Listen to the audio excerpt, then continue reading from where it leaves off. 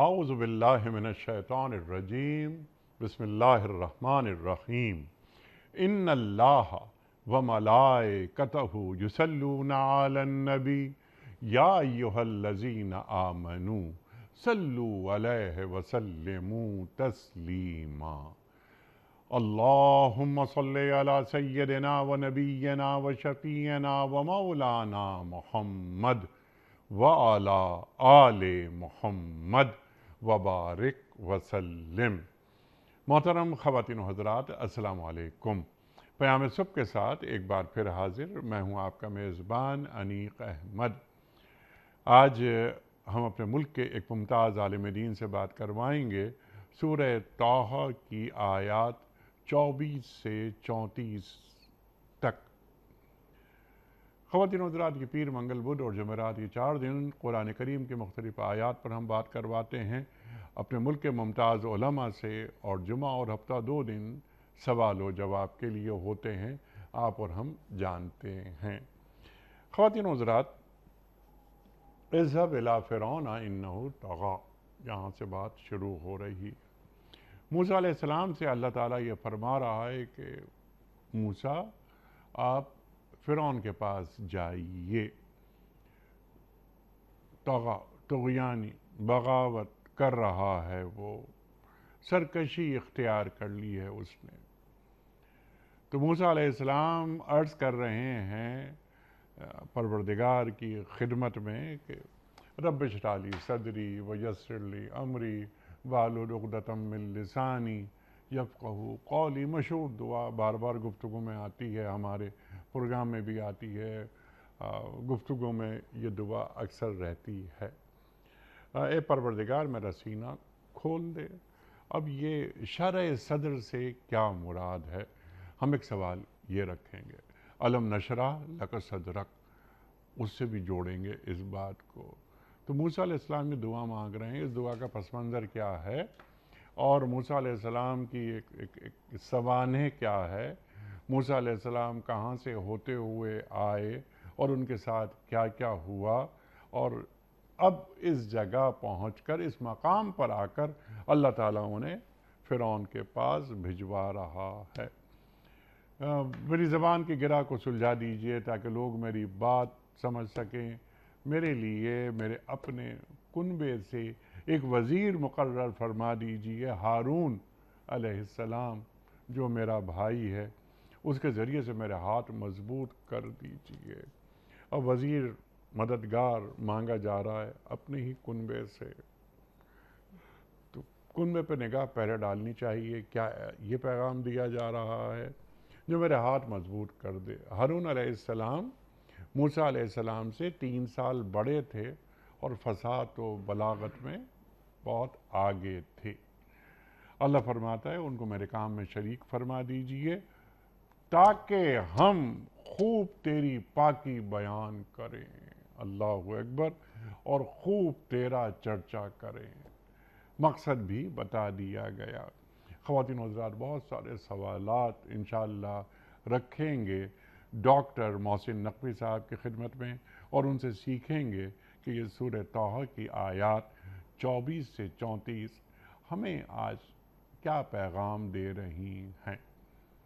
Doctor Mohsin Naqvi صاحب سے کون واقف نہیں، ہمارے ملک کا ایک جانا مانا نام، پاکستان میں پڑھا، پاکستان کے باہر پڑھا، امریکہ سے آپ کا ڈاکٹریٹ ہوا، پیام صبح میں تشریف لاتے ہیں اور شروع سے تشریف لانے والوں میں شامل ہیں، یعنی یہ الحمدللہ یہ 15واں برس ہے ڈاکٹر محسن نقوی صاحب کا اور ہمارا ایک ساتھ پروگرام کرتے ہوئے۔ ڈاکٹر محسن نقوی صاحب کو خوش آمدید کہتے ہوئے پروگرام کا آغاز اللہ تعالیٰ کے بابرکت نام سے، سورہ طٰہٰ 24 سے 34۔ اعوذ باللہ من الشیطان الرجیم، بسم اللہ الرحمن الرحیم۔ اذهب إلى فرعون إنه طغى قال رب اشرح لي صدري ويسر لي أمري واحلل عقدة من لساني يفقه قولي واجعل لي وزيرا من أهلي هارون أخي اشدد به أزري وأشركه في أمري كي نسبحك كثيرا ونذكرك كثيرا كي نسبحك كثيرا ونذكرك كثيرا صدق اللہ العظیم۔ اب تم فرعون کے پاس جاؤ، وہ سرکش ہو گیا ہے۔ موسیٰ علیہ السلام نے عرض کی، پروردگار میرا سینہ کھول دے اور میرے کام کو میرے لیے آسان کر دے اور میری زبان کی گرہ سلجھا دے تاکہ لوگ میری بات سمجھ سکیں اور میرے لیے میرے اپنے کنبے سے ایک وزیر مقرر کر دے، ہارون علیہ السلام جو میرا بھائی ہے، اس کے ذریعے سے میرے ہاتھ مضبوط کر دے اور اس کو میرے کام میں شریک کر دے تاکہ ہم خوب تیری پاکی بیان کریں اور خوب تیرا چرچا کریں۔ خواتین حضرات، محترم ڈاکٹر محسن نقوی صاحب کی خدمت میں اس سے پہلے کہ ہم رکھیں آج کے پروگرام کے حوالے سے پہلا سوال، کل کے پوچھے گئے سوال کا درست جواب اور آج کا سوال آپ کی خدمت میں۔ کل کا سوال یہ تھا کہ سرکار دو عالم صلی اللہ علیہ وآلہ وسلم نے نبوت کے کتنے سال مکہ مکرمہ میں گزارے؟ درست جواب 13 سال۔ آج کا سوال نوٹ فرما لیجئے، سورہ مدثر کی روشنی میں جہنم والے جہنم میں آنے کی سب سے پہلی وجہ کیا بتائیں گے؟ زکوٰۃ نہیں دیتے تھے، روزہ نہیں رکھتے تھے، نماز نہیں پڑھتے تھے۔ جو درست جواب آپ سمجھتے ہوں روانہ فرمائیے۔ ہمارے فون نمبرز ہیں 0092213452709۔ ہمارا دوسرا فون نمبر ہے 009221343000980۔ ہمارا ای میل ایڈریس ps@duniatv.tv۔ ہمارا واٹس ایپ نمبر 009232182509194۔ ڈاکٹر صاحب، رب اشرح لی صدری ویسر لی امری، کیا پس منظر کیا ہے ان آیات کا؟ اور موسیٰ علیہ السلام واحد پیغمبر ہیں یا وہ پیغمبر کہ جن کا ذکر قرآن کریم کے 28 سپاروں میں ہو رہا ہے؟ ارشاد۔ بسم اللہ الرحمن الرحیم۔ قرآن مجید میں سب سے زیادہ ذکر جو ہے وہ حضرت موسیٰ علیہ السلام اور بنی اسرائیل کا مذمت میں بھی ہے، اور بنی اسرائیل کا ذکر اور بعض نعمتیں جو اللہ نے ان پر دیں اور انہوں نے ناشکری کی، اس ضمن میں بھی ان کا ذکر ہے۔ یہ جو آیات ہیں شروع ہوتی ہیں کہ اذهب الى فرعون، تو اس میں 2-3 باتیں جو پھر بعد کی آیات سے متعلق ہیں ہم عرض کریں گے۔ ایک تو یہ کہ فرعون کسی شخص کا نام نہیں ہے، اور یہ جو بعد میں ہمارے وہاں محاوروں میں آ گیا، عربی میں بھی اور اردو میں بھی، کہ وہ تو وقع فرعون ہے۔ فرعون کا مطلب یہ ہے کہ ایک، یعنی ہمارے محاورے میں ایک سخت گیر اور سرکش بادشاہ کے معنی میں یہ لفظ آیا۔ جی۔ فرعون کے مصری زبان میں معنی ایک بڑے گھر کے ہیں بنیادی طور پہ، یعنی محل۔ تو جیسے ہم لوگ کہتے ہیں، فرض کی آج کے دور میں ہم کہیں کہ اسلام آباد نے یہ کہا ہے تو مراد حکومت ہوتی ہے، یا وائٹ ہاؤس نے یہ پیغام جاری کیا ہے۔ تو اس طرح سے فرعون کے اصل معنی یہ ہیں اور جو بھی بادشاہ ہوا کرتے تھے ان کو یہ خاص طور پہ جو 16ویں ڈائناسٹی ہے جس میں حضرت موسیٰ علیہ السلام آتے ہیں، تو ان کو خاص طور پہ فرعون کہا جاتا تھا، لقب تھا ان کا۔ تو ایک تو یہ بات ہے، دوسرے یہ ہے کہ یعنی یہ طے کرنا کہ وہ خاص کوئی نام کہ اس فرعون کا یہ نام تھا۔ اچھا، قرآن مجید کا اسلوب ہی یہ نہیں ہے۔ جہاں حضرت ابراہیم علیہ السلام کا ذکر کیا ہے اور بادشاہ سے ان کی مکالمہ، وہاں قرآن نے نمرود کا نام نہیں لیا، یہ لوگوں نے روایات میں اور تفاسیر میں بیان کیا۔ قرآن اس قسم کی تشریحات اور اس قسم کی تفصیلات جس کا ہدایت سے تعلق نہ ہو وہ قرآن مجید بیان نہیں کرتا۔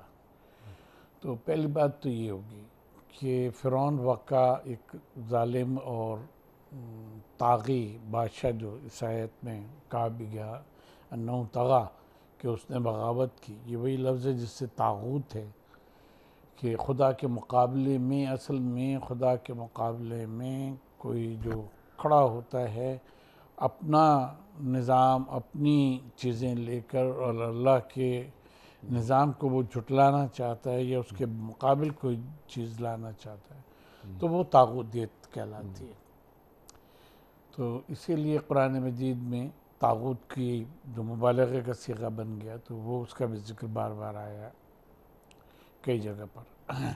اچھا، حضرت موسیٰ علیہ السلام کا یہ جو لفظ ہے موزیس، جس کو کہا جاتا ہے بائبل میں جو آیا ہے، تو ایجپشن لینگویج میں اس کے معنی ہیں نکالا ہوا یا نجات دیا ہوا، کیونکہ حضرت موسیٰ علیہ السلام جو تھے، یعنی قرآن کے پرسپیکٹیو میں ان کو نجات دی اللہ تبارک و تعالیٰ نے، کہ وہ ہر بچے کو، پیدا ہوئے بچے کو بنی اسرائیل کے مار دیتا تھا، قتل کر دیتا تھا۔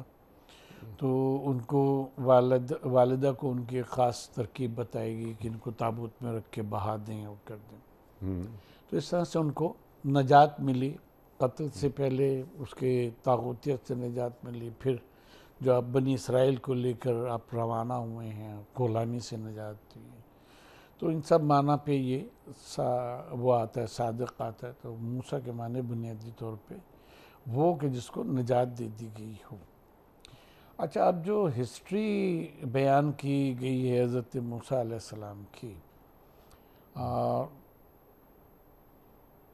یوں کہہ لیں کہ ببلیکل سورسز میں جو ہسٹری ان کی بیان کی گئی ہے اور آیا ہے، اس کی بہت سے مقامات پہ تاریخ تصدیق نہیں کرتی، اور قرآن مجید میں جو کچھ بیان کیا گیا ہے اس کو ہم ایک ٹرو ہسٹری کے طور کے اوپر لیں، کیونکہ تاریخی طور پہ ڈیٹس اور ڈیز اور یہ سب بیان کرنا، اور پھر وہ دنوں کی تعداد اور سالوں کی تعداد، قرآن کا نہ یہ مزاج ہے اور نہ اس طرح سے کیا ہے۔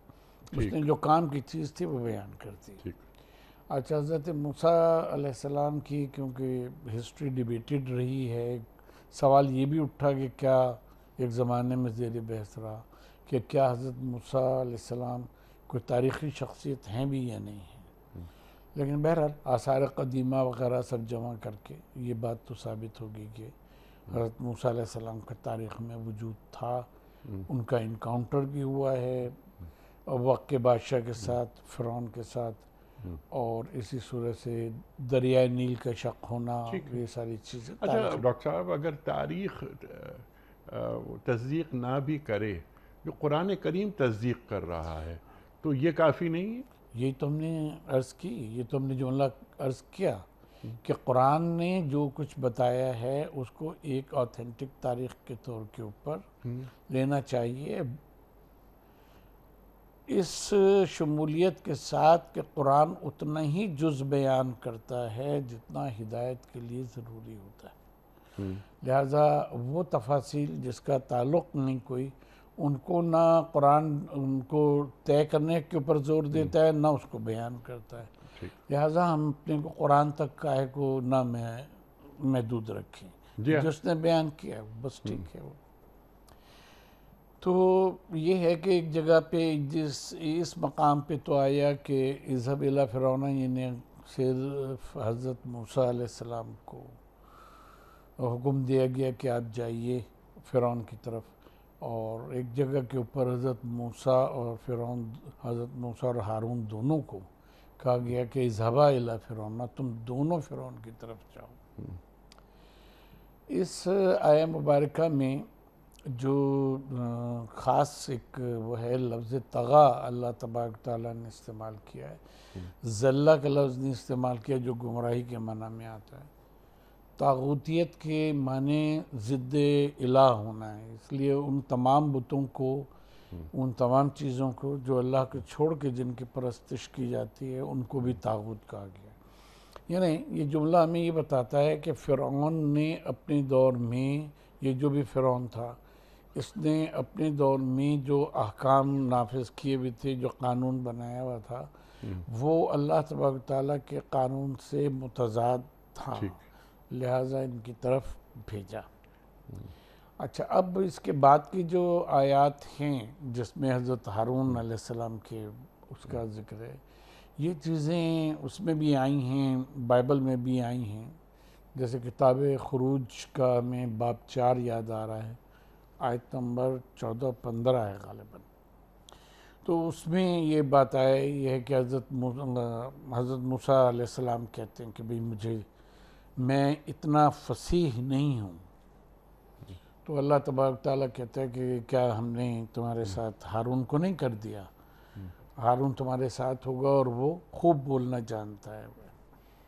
ہمارے علماء نے جو یہ بات کہی کہ ہوا افصح منی کی تفسیر کرتے ہوئے اور ان آیات کی تفسیر کرتے ہوئے، عقدۃ من لسانی، کہ انہوں نے کوئلہ منہ میں رکھ لیا تھا یا وہ تھا. ایک تو یہ روایات ثابت نہیں ہیں، دوسرے یہ کہ اس کی ایک کہنا چاہیے کہ تاریخی اور علمی توجیہ ہے. اور تاریخی اور علمی توجہ اس کی یہ ہے کہ اور جو سمجھ میں آتا ہے کہ شاید ایسا ہے کہ حضرت موسیٰ علیہ السلام فرعون کے دربار میں پلے، اور فرعون کی زبان جو تھی وہ ایجپشن تھی، وہ ہیبریو نہیں تھی. ٹھیک ہے. اور اس کے بعد جوانی کے یہ عالم میں جب آپ نے ایک کو مکہ مارا جس کا ذکر قرآن مجید میں آیا ہے، اور اس کے بعد پھر آپ وہاں سے تشریف لے گئے، وہ قتل ہو گیا، قتل غیر عمد ہو گیا. تو آپ وہاں سے نکل کے گئے اور مدین پھر پہنچے. تو وہاں جو تقریباً کوئی پھر 40 سال کا وہ عرصہ کہ جس میں بنی اسرائیل کو لے کر آپ چلتے رہے. تو اس عرصے میں جو مصری زبان تھی وہ اس میں پختگی حضرت موسیٰ کی وہ نہ رہی. اچھا. جبکہ حضرت ہارون علیہ السلام جو تھے وہ وہیں تھے، اور حضرت موسیٰ علیہ السلام پہ جو تورات نازل ہوئی ہے وہ عبرانی میں نازل ہوئی ہے، ایجپشن میں نہیں نازل ہوئی. تو حضرت ہارون علیہ السلام ایجپشن لینگویج بھی ظاہر رہتے وہیں تھے، اور ہیبریو لینگویج جو ہے وہ بھی پوری طرح جانتے تھے. اب اصل جو مسئلہ تھا کہ اذهب الی فرعون انہ طغی، کہ وہاں جائیں تو وہاں گفتگو کس زبان میں کریں، کیونکہ اس کی زبان ہیبریو نہیں تھی.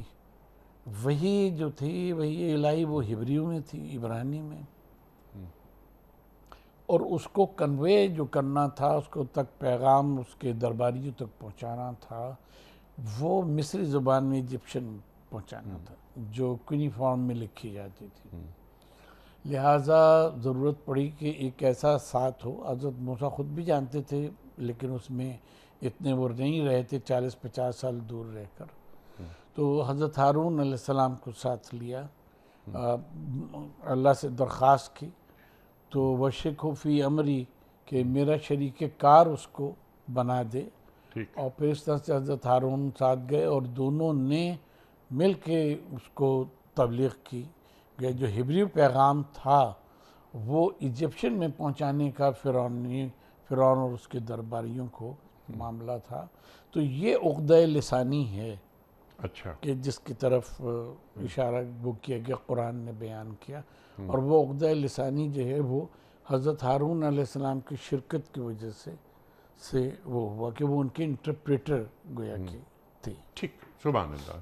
اب یہ فصاحت جو ہارون علیہ السلام کو حاصل تھی، اس میں موسیٰ علیہ السلام کو یہ خدشہ تھا کہ کہیں ایسا نہ ہو کہ میں اپنی بات مکمل طور پر نہ کہہ پاؤں، جو کہ اللہ تعالیٰ کا حکم ہے. بالکل. اللہ اکبر. اچھا، اب رب اشرح لی صدری، یہاں سے ہم شروع کرتے ہیں بات کو.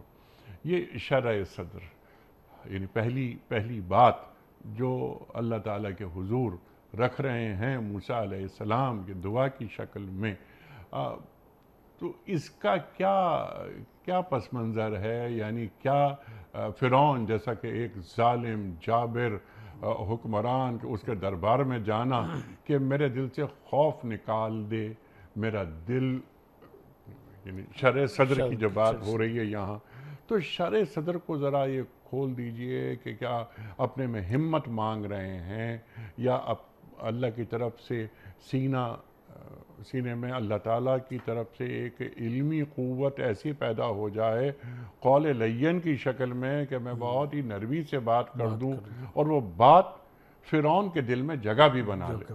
ارشاد.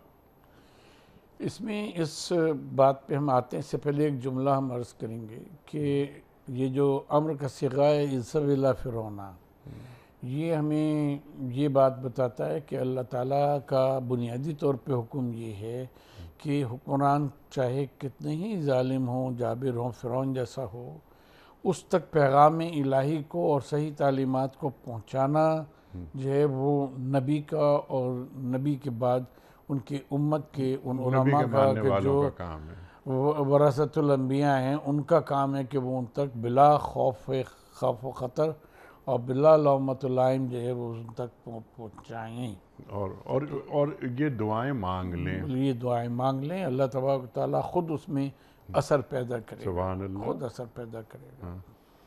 اب یہ بات آئی اللہ کے حکم کے اوپر، اب چل دی. اب آگے ایک طرف اللہ کا حکم ہے، طاغوتیت ہے اس کی، اور پیغام الہی ہے جس کو پہنچانا ہے. تو اب حضرت سے یہ دعا مانگ رہے ہیں رب اشرح لی صدری. یہاں بھی آپ دیکھیں کہ عجیب بات یہ ہے کہ اللہ تبارک و تعالیٰ سے انبیاء نے جو دعائیں مانگی ہیں قرآن مجید میں، سب میں رب کہہ کے دعا مانگی. سبحان اللہ. یعنی اللہ تبارک و تعالیٰ کا براہ راست نام نہیں لیا ہے، بلکہ اس کی صفت ربوبیت کو ہر جگہ وہ کیا ہے. جیسے یہ رب اشرح لی صدری، ویسے لی امری. حضرت ایوب علیہ السلام کی دعا دیکھ لیں کہ رب انی مسنی الضر وانت ارحم الراحمین، رب لا تذرنی فردا وانت خیر الوارثین. حضرت ابراہیم علیہ السلام کی اسی طرح سے دعا ہے رب اجعلنی مقیم الصلاۃ ومن ذریتی ربنا ظلمنا انفسنا وان لم تغفر لنا ہے. اچھا، موسیٰ علیہ السلام خود یہ دعا مانگ کر آ رہے ہیں جب شعیب علیہ السلام کی طرف وہ روانہ ہو رہے ہیں، جب مدین میں کنویں کے پاس بیٹھے ہوئے ہیں، رب انی لما انزلت الی من خیر فقیر، وہاں بھی رب کا لفظ. ارشاد. اس کی وجہ یہ ہے کہ بنیادی طور پہ اللہ تبارک تعالیٰ، لفظ اللہ تو اس کا ذاتی نام ہے، سبحان اللہ. سبحان. اس میں اعظم ذاتی نام ہے اس کا، لیکن یہ صفت ربوبیت جو ہے اللہ تبارک تعالیٰ کی کسی بندے یا کسی قوم سے ایک لمحے کے لیے اگر منفک ہو جائے، جدا ہو جائے، تو وہ روئے زمین پر قائم نہیں رہ سکتا. سبحان اللہ. یہ اس کی ربوبیت کا تسلسل ہے کہ جو وہ رحمانیت اور رحیمیت اس دنیا سے یا بندے سے، کسی بھی بندے سے، رسول سے ملحق رہتی ہے. سبحان اللہ. اس لیے تمام انبیاء نے رب سے دعا مانگی ہے. تو یہاں فرمایا رب اشرح لی صدری، میرا شرح صدر میرے لیے کرتے. یہ جملہ طغہ کے مقابلے میں ہے کہ تقاضۂ بشریت سے اگر کسی شخص میں کوئی خوف، کوئی حزن، کوئی ہچکچاہٹ کسی قسم کی پائی جاتی ہے کہ وہ طاغی ہے شخص، اس کے سامنے میں جا کے وہ کروں، بات کروں، تو اس کے مقابلے میں شرح صدر کی جا رہی ہے کہ کیونکہ یہ اللہ کا پیغام ہے، اس کے لیے میرا سینہ کھول دے اور مجھ میں ہمت آ جائے کہ میں اس کے سامنے اس کو بیان کر سکوں۔ تو یعنی پیغام کی حقانیت پہ تو کوئی ظاہر کہ شبہ نہیں ہے۔ اس بات پہ وہ ہے کہ فرعون کے سامنے یا ایسے کسی طاغی کے سامنے ہم جا کے جب پیغام حق رکھیں گے تو اس کا ری ایکشن جو ہے وہ کیا ہوگا، اس لیے اس کے آگے فرمایا وَيَسِّرْ لِي أَمْرِي، کہ جو تو نے مجھے امر کیا ہے، حکم دیا ہے، اذهب کے اس سے فعل امر سے، تو جو آپ نے حکم دیا ہے مجھے اس امر کو میرے لیے آسان کر دے، یعنی میں جاؤں، ٹھیک ہے، میں بیان بھی کروں آسانی سے، اس کا جو میرا سینہ جو ہے وہ بھی اس پیغام کے لیے کھلا ہو کہ مجھے اس کے پاس جانا ہے، مجھے کوئی خوف نہ ہو کسی قسم کا، اور جب میں بیان کروں تو یہ امر میرے لیے بالکل آسان ہو جائے اس تک پہنچانا۔ ٹھیک ہے، لیکن ڈاکٹر صاحب ذرا یہ شرح صدر ہے اس کو ذرا واضح کر دیجئے کہ شرح صدر کسے کہتے ہیں۔ میں نے انٹرو میں علم نشرح لک صدرک قرآن کریم پہ یہ آیت بھی جی جی تلاوت کی تھی، تو کیا اللہ تعالیٰ کا فیضان مانگا جا رہا ہے، یعنی کیا ہے؟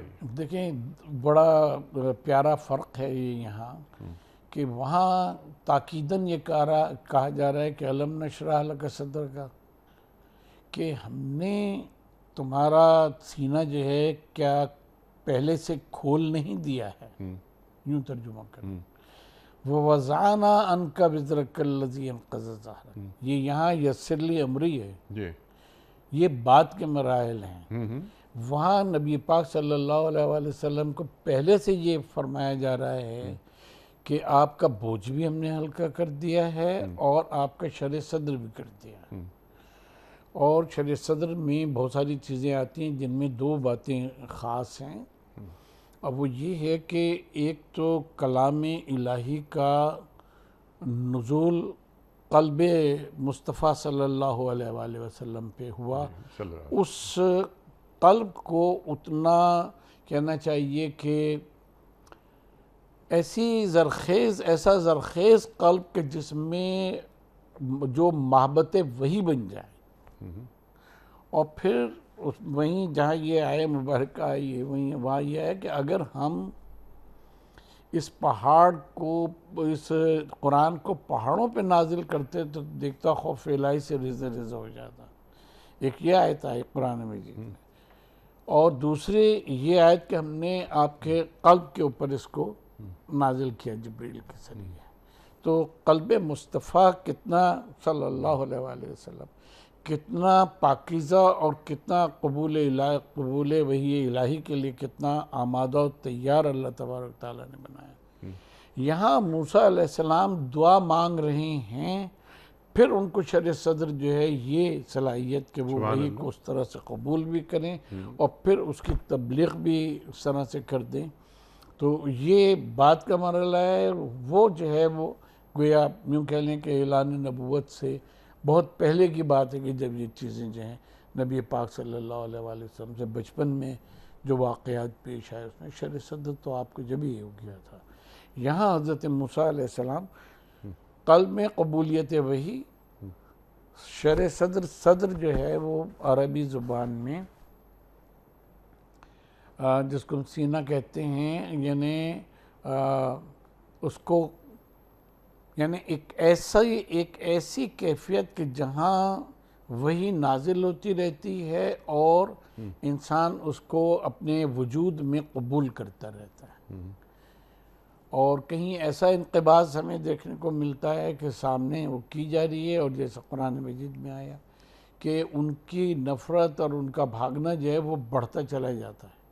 ایک وہ قلوب ہوتے ہیں کہ جن کے ایمان میں زیادتی ہوتی چلی جاتی ہے، تو شرح صدر بنیادی طور کے اوپر انسانی نفس کی وہ کیفیت ہے جو اللہ تبارک و تعالیٰ کے پیدا کرنے سے نبی میں آتی ہے، کہ جو انعامات کے پیغامات ہوں ان کو بھی ویسے قبول کیا کرتا رہتا ہے، جو انذار کے پیغامات ان کو بھی قبول کرتا رہتا ہے، جو بشارتیں ہوں ان کو بھی کرتا رہتا ہے، اور احکام جو ہیں انہیں بھی قبول کر کے اس پہ عمل کرتا رہتا ہے۔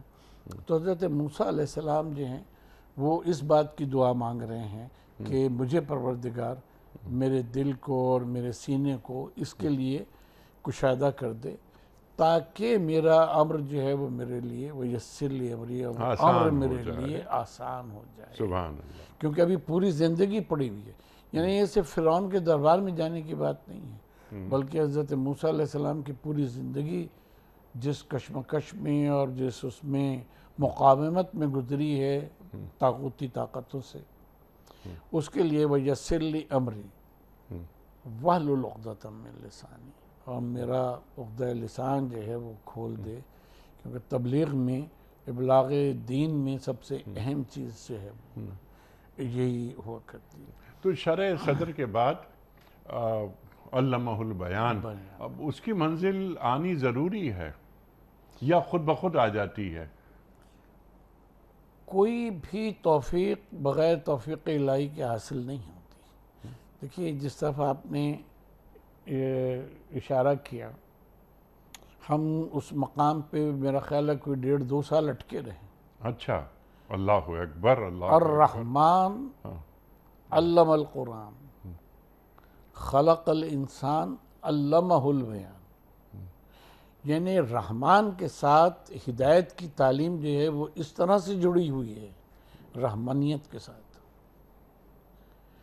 کہ تخلیق انسان اور پھر بیان جو ہے وہ تو بعد کے مرحلے ہیں۔ یعنی جب تخلیق انسان ہوتی ہے تو پوٹینشلی وہ نطق کی صلاحیت، سمجھ کی صلاحیت لے کر پیدا ہوتا ہے، ٹھیک ہے، چہ جائے کہ شرح صدر، جائے کہ اس کے بعد شرح صدر بھی حاصل ہو۔ تو یہ جو چیز اچھا، ہے، اگر ڈاکٹر صاحب آپ سے بات کر کے بہت مزہ آتا ہے ہمیشہ، یہ فرمائیے کہ اگر ہم یہ شرح صدر کو حجابات کا اٹھ جانا کہیں تو کیسا ہے؟ انسان کے لیے صحیح ہے، موسیٰ کے لیے ہم نہیں۔ ہاں، ان کا تو منصب نبوت ہے نا، تو یہ اس دعا کے ذیل میں رب اشرح لی صدری، تو یعنی اللہ کا فیضان حاصل ہو گیا، سینہ کھل گیا، شرح صدر ہو گیا۔ اور ایک سوال رکھا بس ہم نے آپ ہاں کی جی جی، دیکھیں انسان، ہم سب جو ہے مطالعہ شروع کرنے سے پہلے بھی یہ پڑھتے ہیں، اور جب کہیں گفتگو ہوتی ہے تو بھی یہ دعا مانگتے ہیں اللہ تبارک تعالیٰ سے، اس دعا کی، کیونکہ اللہ نے منگوائی ہے تو یہ بڑی برکتیں ہیں اس کی۔ حجابات کا اٹھنا جہاں تک تعلق ہے شرح صدر کا، جی، سب سے بڑا حجاب انسان کا اپنی آپ کا، یعنی اپنی انا کا حجاب ہوتا ہے۔ نبی وہ ذات ہوتی ہے کہ جس میں انا اور انانیت موجود نہیں ہوتی، اس لیے کہ یہ حجاب اگر اس کی ذات پہ پڑا رہے تو وہ کبھی بھی محبت وحی نہیں ہو سکتا، کیونکہ وہیں سے یہ بات پیدا ہوتی ہے کہ میں یہ کہتا ہوں اور فلاں یہ کہتا ہے۔ جی، جو اللہ تبارک تعالیٰ کی ہدایت کی قبولیت ہے وہ انا کی فنا کے بغیر ممکن ہی نہیں ہے۔ سجدے جو لوگوں کے بے اثر رہ جاتے ہیں تو وہ رسم کی وجہ سے رہ جاتے ہیں، اگر انا کی خودکشی اس میں نہ ہو، انا کشی نہ ہو، تو پھر وہ سجدہ بے معنی ہوتا ہے۔ جو علامہ اقبال نے فرمایا ہے نا کہ اون کے لرزد از سجود او زمین، کہ وہ ذات کے جس کے سجدوں سے زمین لرز جاتی ہے، تو وہ ایک سجدہ جسے تو گراں سمجھتا ہے 1000 سجدوں سے دیتا ہے آدمی کو نجات۔ تو وہ جو انا کشی ہے کہ اپنے آپ کو وہ کر دینا، یہ سب سے بڑا پہلا مرحلہ ہوتا ہے، سب سے بڑا حجاب ہوتا ہے کہ جو انسان اپنے پہ سے اتار کے وحی الہی کو دنیا میں ہدایت کو قبول کرنے کے لیے اپنے کو آمادہ بناتا ہے۔ دوسرا جو حجاب انسان کے اوپر ہوتا ہے وہ یہ ہوتا ہے کہ وہ خدا کے ساتھ وحدہ لا شریک کے ساتھ کچھ قوتوں کو چاہے موہوم طور پر ہی صحیح جی وہ ماننا شروع کر دیتا ہے، مانتا ہے۔ جتنا اس کی نفی کرتا چلا جائے گا اتنا وہ توحید خالص کی طرف جائے گا، اور وہ پردہ جو اللہ اور اس کے بندے کے درمیان ہوتا ہے وہ بندہ وہ پردہ جو ہے اس کے درمیان سے اٹھتا چلے جائے گا، سبحان اللہ، اٹھتا چلے جائے گا۔ موہوم کی لفظ ہم نے اس لیے استعمال کی کہ جیسے بہت سے لوگ جو ہیں وہ ہم یوں کہہ دیں گے کہ شرک بھی کر رہے ہوتے ہیں عبادت سمجھ کے، ان کو شرک کی حقیقت کا پتہ نہیں ہوتا، جس کو نبی پاک صلی اللہ علیہ وآلہ وسلم نے حدیث میں فرمایا کہ شرک اس طرح سے چلا آتا ہے جیسے اندھیری کالی رات میں کالے کپڑے پہ کالے رنگ کی چوٹی جو چلتی ہے، جس کے اس کا احساس نہیں ہوتا۔ ہم اپنی زندگی میں بہت سے کام ایسے کر رہے ہوتے ہیں کہ جو ہم اگر دیکھیں تو ہم اللہ کے بجائے کسی دوسرے پر توکل بھروسہ کر رہے ہوتے ہیں۔ وہ ہے جب خالصتاً وہ نبی پاک صلی اللہ علیہ وسلم کا واقعہ جو ہے کہ وہ آگے تلوار لے کے کھینچ کے کہ اب تمہیں میرے ہاتھ سے کون بچا سکتا ہے، تو نبی پاک صلی اللہ علیہ وسلم نے 99 نام نہیں پڑھے، صرف اللہ کہا، کیونکہ وہ اللہ سے جو اتصال ہے پروردگار سے، اس کے ہاتھ سے تلوار چھوٹ گئی اور وہ مسلمان ہو گیا۔ ٹھیک، تو حجاب جو ہے وہ اللہ جل جلالہ جو ہے اس کی ایک تو نعمت ہے کہ اس حجاب کا برطرف ہو جانا ہونا، لیکن جتنا اس سے قریب ہوتے چلے جائیں گے اتنا دھند مٹتی چلی جاتی ہے اور حجابات ہوتے ہیں۔ سبحان اللہ، سبحان اللہ۔ اللہ کے رسول صلی اللہ علیہ وسلم کی ایک دعا ظاہر امت کو سکھائی جا رہی ہے، آپ دعا مانگ رہے ہیں کہ اللہم ارینی حقائق الاشیاء کما ہیا اللہ اکبر۔ اب اے اللہ مجھے چیزوں کی حقیقت بتا دے، کما ہے جیسا کہ وہ ہیں۔ اچھا ڈاکٹر صاحب، کیونکہ اگر ہم ان موضوعات میں رہے تو پھر یہ آیات مکمل نہیں ہو پائیں گی۔ وہ یفقہوا قولی ہو گئی بات۔ اچھا یعنی میرے لیے یعنی یہ جو کام ہم کرنے جا رہے ہیں، میں اور میرا بھائی، ہم چاہتے ہیں کہ لوگ ہماری بات سمجھ بھی سکیں تو شرح صدر ہو رہا ہے۔ اللہ اکبر، یہ کام، یہ ایک پروجیکٹ جس کو اللہ آسان بھی بنا رہا ہے، لیکن مقصد کیا ہے؟ مقصد یہ کہ جو بات ہم کہہ رہے ہیں یہ سمجھ بھی سکیں لوگ، یعنی فرعون بھی اور اس کے ساتھ جو اس کی ٹیم بیٹھی ہوئی ہے گفتگو کے لیے۔ ارشاد۔ یہاں ایک بات ہم عرض کریں، جی دیکھیں قرآن مجید میں ملا کا لفظ ہے۔ ملا وہ لوگ ہیں کہ جو سردار ہیں اور قریب ترین ان کے مشورے سے سارے کام ہو رہے ہیں، وہ ان کو ملا کہا گیا۔ یفقہو کہ وہ فقہ حاصل کریں میرے قول کی، فہم سے بڑھ کے ایک درجہ ہے فقہ کا، اسی لیے تفقہ فی الدین کہا جاتا ہے۔ سبحان اللہ۔ ہمارے وہاں انفارچونیٹلی ہمارے وہاں فقیہ اس کو کہتے ہیں کہ جو مسائل جس کو یاد ہوں وہ بتا سکے وقت پہ پوچھنے کے اوپر۔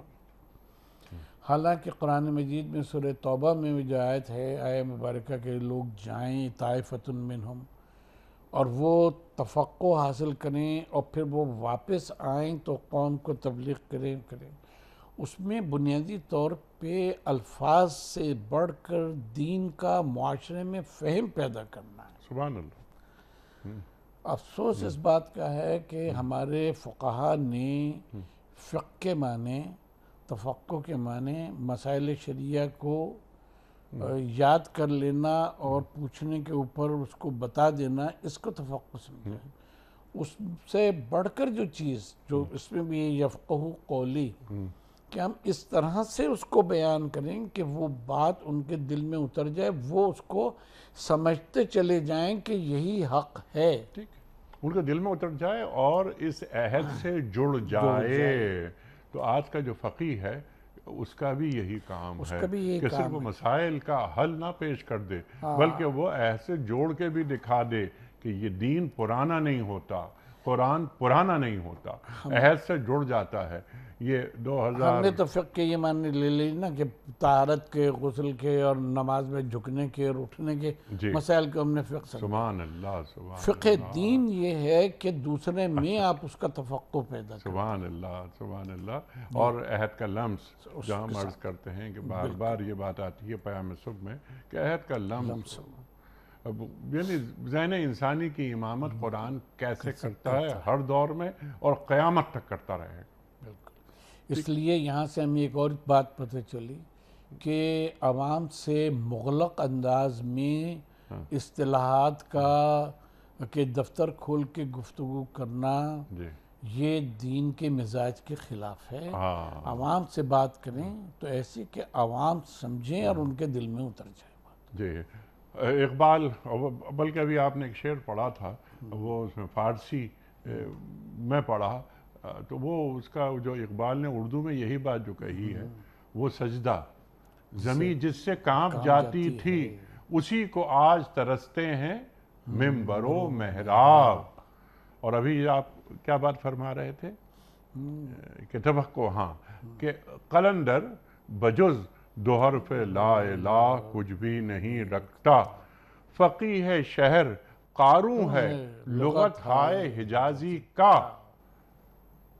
بالکل ایسے. اللہ اکبر. ہم آپ سے عرض کریں, یہ جملہ علماء سے معذرت کے ساتھ ہم عرض کر رہے ہیں کہ بالکل ابتدائی تفاسیر سے لے کر بالکل مجاہد اور مجاہد بن جبر اور ضحاک اور وہاں سے لے کر ہم اب تک کی بات کرتے ہیں, بیشتر اس میں قرآن کو نہیں بیان کیا گیا ہے تفاسیر میں. افسوس ہوتا ہے.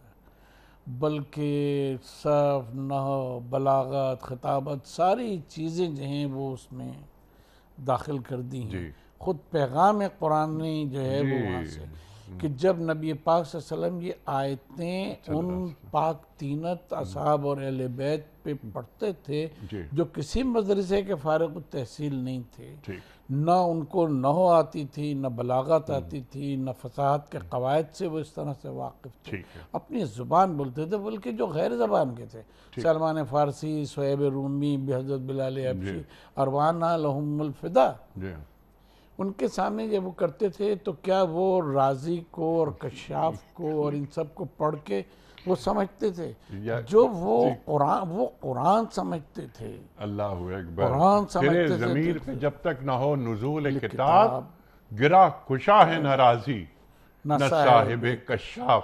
ہم تو یہ افسوس کرتے ہیں کہ ان حضرات نے قرآن کا جو مزاج تھا وہ چھین کر وہ سارے علوم بھر دیے کہ جو قرآن سے باہر کے سارے علوم ہیں. تو قرآن پڑھیں, قرآن سمجھیں, قرآن سمجھائیں. قرآن کا اپنا ایک مزاج ہے جو مزاج نبوت سے میل کھاتا ہے. حضور صلی اللہ علیہ وسلم, آپ شاید ہمارے ناظرین کے لیے ایک نئی بات ہو, نبی پاک صلی اللہ علیہ وآلہ وسلم نے قرآن کے کسی لفظ کے کوئی لغوی معنی آپ نے کبھی نہیں بیان کی.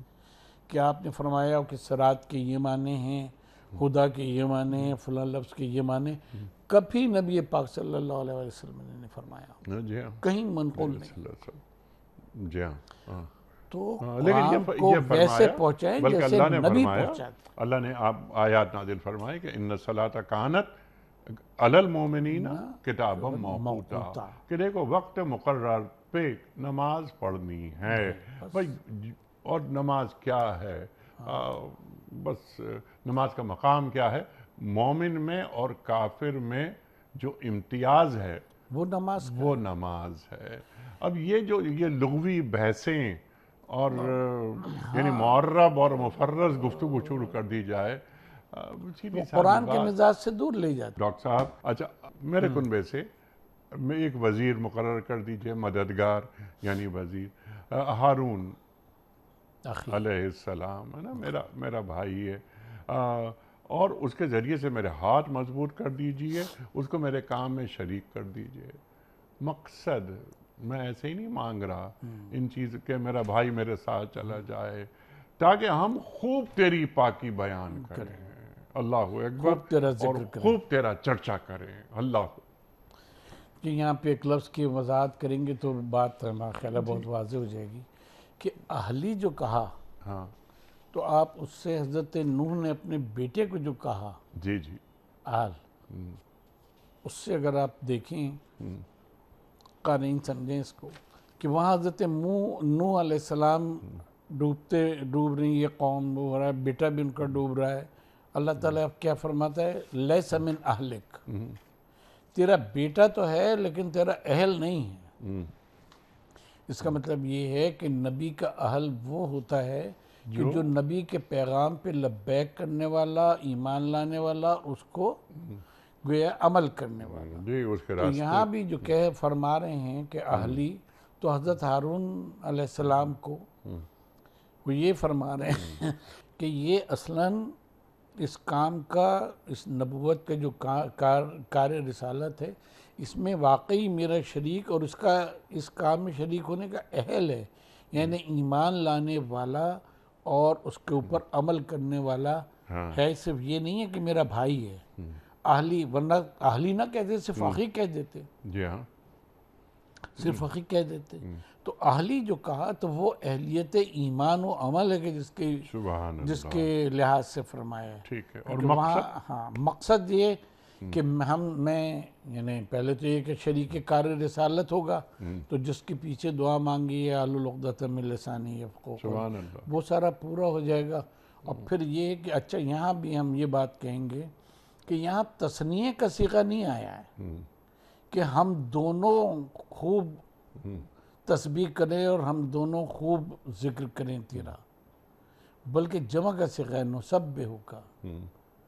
ٹھیک ہے، اس کا مطلب یہ ہے کہ ہم پیغام جب پہنچائیں گے تو وہ اس طرح سے پیغام پہنچائیں گے کہ قوم کے لوگ ایمان لے آئیں گے تو وہ 2 سے 3، 3 سے 4، یعنی وہ جمع میں ہوں گے کہ جو پھر اللہ کی تسبیح اور ذکر جو ہے اس کو شروع کریں گے۔ سبحان اللہ، سبحان اللہ، سبحان اللہ۔ اس لیے مدد مانگی جاتی ہے، یہ آخری حصہ، لیکن شرح صدر کام کو آسان بنا دے اللہ، زبان میں تاثیر پیدا کر دے۔ اب یہ دیکھیے کہ ایک زبان میں تاثیر پیدا ہونا اور اس تاثیر کو دین کا خادم بنا دینا، بالکل۔ اللہ خطبات تو ہمارے وہاں ماشاءاللہ بہت ہیں، لیکن یہ کہ بیشتر کو سنتے ہیں تو دامن جھاڑ کے اٹھتے ہیں، دامن میں کچھ لے کے نہیں اٹھتے، اللہ اکبر، بہت کم ہے۔ جی ہاں۔ اللہ تعالیٰ بس۔ ڈاکٹر صاحب وقت مکمل ہوا، بہت ساری باتیں مزید ہو سکتی تھیں، لیکن ایسا وقت گزرا کہ احساس ہی نہیں ہوا۔ آپ کا بہت شکریہ، ہمیشہ کی طرح آج بھی ہم نے آپ سے بہت سیکھا۔ خواتین و حضرات، ڈاکٹر محسن نقوی صاحب کے بڑے ہم شکر گزار ہیں کہ وہ تشریف لاتے ہیں اور ہماری علمی کمی کو دور فرما دیتے ہیں۔ کوئز، کل کا سوال ہمارا یہ تھا کہ سرکار دو عالم صلی اللہ علیہ وآلہ وسلم نے نبوت کے کتنے سال مکہ مکرمہ میں گزارے؟ درست جواب 13 سال۔ آج کا سوال نوٹ فرما لیجئے۔ سورہ مدثر کی روشنی میں جہنم والے جہنم میں آنے کی سب سے پہلی وجہ کیا بتائیں گے؟ زکوٰۃ نہیں دیتے تھے، روزہ نہیں رکھتے تھے، نماز نہیں پڑھتے تھے؟ جو درست جواب آپ سمجھتے ہوں روانہ فرمائیے۔